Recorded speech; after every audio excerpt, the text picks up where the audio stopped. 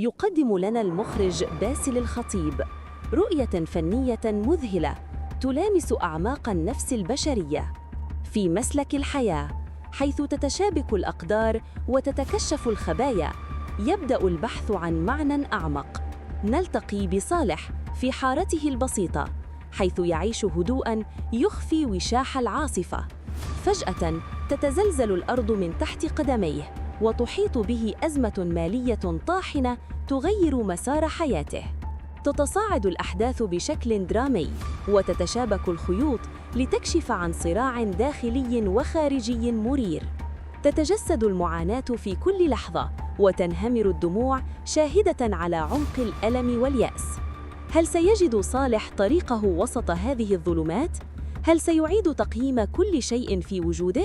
فالصمت والكلمات المكبوتة هي من تشكل واقع الإنسان ومعاناته العميقة، بمشاركة النجم المتألق حسن البلام في دور لا ينسى، ونجمة الشاشة القادرة شيماء علي التي تضفي بريقاً خاصاً على العمل، إلى جانب النجمة الكبيرة زهرة عرفات بأدائها القوي والمؤثر، وبحضور الممثل الموهوب محمد الدوسري الذي يضيف عمقاً للقصة.